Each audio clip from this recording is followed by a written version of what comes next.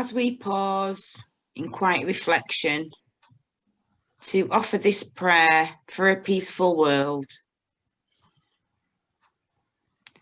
in our individual and personal ways, we call upon the Holy One, the Creator, who sustains our lives and who inspires us to live with compassion and kindness, peace and justice.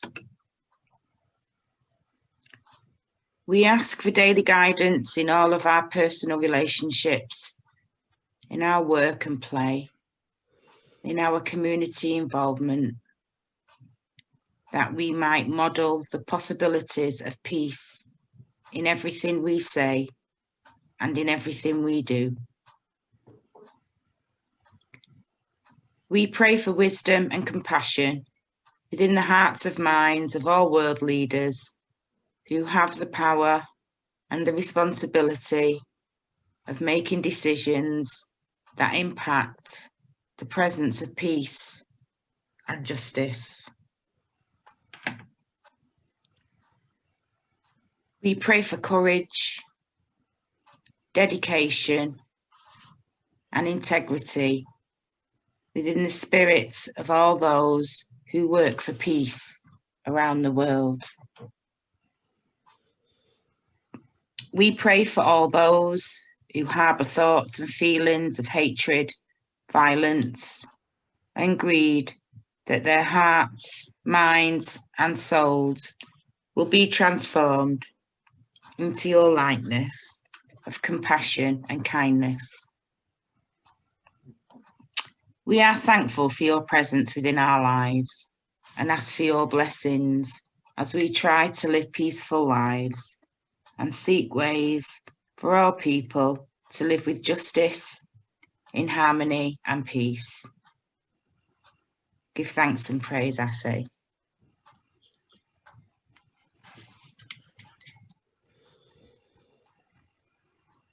Thanks, Malika.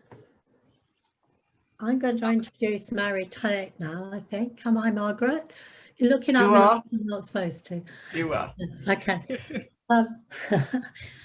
This is the third in our series of doing, what we call doing Black Lives Matter. And I'm thrilled to be able to, I love to introduce people because it's great joy that I hear about what people are doing around all the different faith movements. But Mary's been on this journey with us for the whole 12 months. And I kept bumping into her, as it were, in the breakout rooms and hearing little snippets of what's been going on. So, of course, when I hear that, what I do is I kind of think, yeah, there's something good happening here that's worth us hearing about. So then, of course, I get hold of people and they go, oh, no, please don't make me speak. Yeah. But actually, it's amazing the way each of us has approached this in our own faith settings. And what's lovely is when people just share how they've done it, it resonates with a part of us in some way. And so Mary has been working with a group of women, it is all women, a group of white women, as far as I know. And they are what are known as pre-ordinants. So they're on the journey towards becoming ordained within the Buddhist tradition that is at Manchester Buddhist Centre. And with a small group of those women, Mary has been doing some work that's called White Affinity Groups, or I think she calls them affinity groups. And she's going to share with us a little bit of that journey and how they've done the groups tonight. So welcome to Mary. Thank you to Mary for stepping forward. I know how nerve-wracking that is, but it's a joy. And I'm going to hand over to her now. And I know once Mary's finished speaking, we will have some space for breakout groups and we will be instructed on how to do those later. I think we're spotlighting Margaret, or certainly I've got Margaret spotlighted at the minute. We're not now. Okay, fantastic. So Mary, thank you, and over to you. Oh, okay. Well, Thank you, everybody. What lovely introductions. I've never actually kind of thought of myself gilding a group before. That's really nice. And thank you as well, Sue, for those kind words and for inviting me to speak. Although you're right, I find it extremely daunting. And I'm going to talk to you about the affinity group. And there's also a lot of other things going on at the Buddhist Centre, I should probably mention. So we set up a meditation group, which is just for people, Black and brown people. And we're trying to make it a safe space where they can feel safe. And we also have a book group for reading about things, and there's a group looking at our strategies for the future as well. So I was inspired to try to set up an affinity group, firstly by watching a series of courageous conversations, which was set up by the London Buddhist Centre. And there were 3 lots of conversations, one with white people, one with Black and brown people, and one mixed one. And a lot of interesting things came out of those. And then I did a fair amount of reading about it. And then I came to the Faith in Black Lives Matter workshops. And all through this affinity group kept popping up for me. And I actually didn't know what an affinity group was, but it seems like it's just a group that comes together around a shared interest or common purpose. So this would be a racial affinity group. And I also meet once a week with a group of women to discuss our Buddhist practice and share our experiences, which I suppose basically is a Buddhist affinity group. So I asked if they would like to be a racial affinity group once a month, and they all responded very positively to that. And one of them had access to some really good examples of how to run a racial affinity group. The slight downside was that it came from America, so the material was very US based. But the positive side was that we all know each other very well, partly because we share our practice at a very personal level. And there is a very high level of empathy and trust already established between us. So in the end, we decided that although the context was different because of the American material, the principles would be the same. So this is what we started out with, and we started out with an agreement between us. So have you got that, Sue, or am I doing that?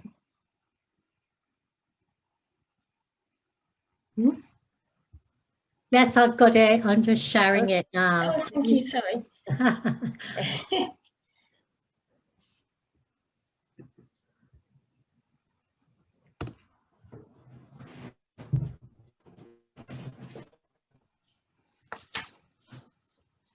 Can everybody hear all right, by the way? Well, I can't see whether you can or not. Yes, we can. Good, good. I would guess that most of you would be familiar with this sort of agreement, which is basically about respecting others, being open and receptive, speaking from your own experience, and allowing people to be silent if they wish.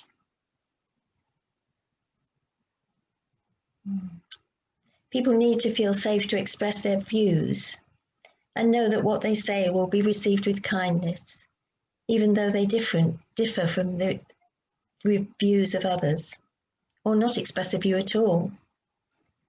This is particularly important, I think, in groups where people don't know each other well.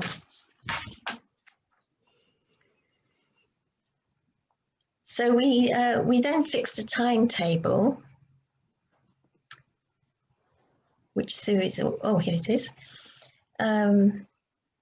So I think we've changed this timetable at every group we've been to, but I think we might just about be approaching an optimum format. So this is something we can do in a small group that knows each other well, not so easy maybe if the group is just forming. You'll notice that facilitation is shared, so everyone takes equal responsibility for running the group. We started out by only having slots where we spoke about our responses to what we had learned. But we changed it so that there was time to do this and have a discussion at the end. This is doable in a small group of 6 and worked well. We always start with a meditation where we are seeking to find a place of calm and connection and find an open awareness in order to respond with kindness to other people's views and opinions. So we also had some suggested resources and some suggested questions that we might ask ourselves.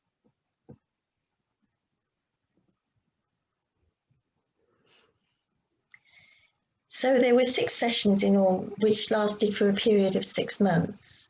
This was, I've just put the session 1 on here, but there's another slide which shows the titles of the other sessions, just so you know how it progresses. But they all also have a list of materials and questions. There's a good range of media here to appeal to most people, really. So there's articles to read, videos to watch, there's songs and poetry. We decided that the resources and questions should be regarded as optional. And some people choose to do their own thing, or they engage with some of the resources and pick a question that they find most relevant to them. I have to say that this wasn't the way it was set up originally when we got the material. It was set up where everybody had to read all the material and then go through the questions. But actually we preferred to have rather a more relaxed approach and let just people engage with it in whatever way they wanted to engage. And that seems to have worked well too. Our first session was more of an orientation session. So we hadn't read any of the material, but simply considered the question, what concerns, fears, or other feelings arise as this conversation opens? We found this very helpful, and the group had quite a range of responses to the question. We've now had 4 sessions, but we're actually only on session 3 because we redid session 1 more fully. So we have all agreed to do this, the 6 sessions over a period of 6 months. So these are the titles of the other sessions. I can't tell you exactly how they're going to pan out because I haven't done them yet. Well, I have done the Awakening to Whiteness one, which is session 4, yes. So this is how we set the group up, and we review it each week to discuss whether we need to make any changes. So we try and let it grow organically and just follow the way that people want to go. Let's see. I know these meetings are to talk about actions we have taken, and I think the affinity group has already been very important for me personally in understanding what needs to change. I don't think it is appropriate for me to talk about the responses and feelings of the other members of the group, but I'm happy to share with you what I've learned. You might find it helpful to notice how the things I'm saying land with you. What feelings might arise from them? So is it a yes or a no way or somewhere in between? Maybe you'd be prepared to discuss this in the breakout groups. It has become clear to me that I have to start from the right place. And that basically means starting with the woman in the mirror. It's me that needs to change. These are some of the things I've learned. We do not have to ask Black people what to do about racism. It has been around a long time, widely reported, and in fact, white people are the experts on what it is, either because they practice it or tolerate it. It is white people who have the power to make the change that will make a lasting difference. So it doesn't make any difference whether an affinity group is all white or a mixture of races. When I first encountered this view, my reaction was one of resentment and guilt. Like, why was it all down to me? I'm not racist. However, I noticed that when Sarah Everard was murdered and it was suggested that it was the responsibility of men to sort this out because they had the power, I found I was right behind that view. I just demonstrated perfectly to myself the effect of white privilege and white fragility. How very different it is to be the person with or without the power. Along with this, I was faced with the view that I would have to dismantle my own identity if I wanted to dismantle white privilege. Well, this is scary stuff. Not only would I have to change my behaviours, but possibly my values and beliefs as well. Luckily for me, there were some suggestions on how this might be done. So in order to do this, I believe, I have to recognise that whether I am racist or not, I am part of white privilege and systematic racism. As one quote which I read said, "You don't have to be racist to benefit from being white. You just have to look the part." This reminded me of when I was talking to an Asian friend of mine about a holiday I had in Croatia. And she asked whether it was a multi-ethnic community, because whether it was or not would make a difference to her holiday experience. Not only had I not noticed how racially mixed it was, but I realised that I never have to give this a thought when I go on holiday, just because I do indeed look the part. And there it was again, white privilege. I need to recognise that the intention is not to deify or denigrate whiteness, but to defuse its destructive power. So instead of feeling blamed or guilty, I need to recognise that this is something far more important than my white fragility. I need to come from a place of kindness to make a difference and explore for myself different ways of being white. Another quote I read illustrated this. It was from a black boy in America who had been especially educated so that he could attend a prestigious white college. When he was asked about how he felt about being able to go to this college, he said, "I feel as though I've been invited to the party, but they still own the house." So while actions of positive discrimination may help, there is so much more to understand. Another thing that spoke to me very strongly was a study done by Gary Howard, who suggested that white people are very willing to critique the effect of slavery on black people, but not the effect of slavery on white people. I nearly didn't read it because it looked very dry and academic, but I'm glad I did. So speaking about racism, he looks at attitudes relating to change under three categories: fundamentalist, integrationist, and transformationalist, which basically is a spectrum from sticking to the status quo to making a huge change. I thought that this quote from Angel Kyodo Williams expresses the difference between integrationalist and fundamentalist. So it has the word Dharma in it, which is basically a Buddhist word that means teaching.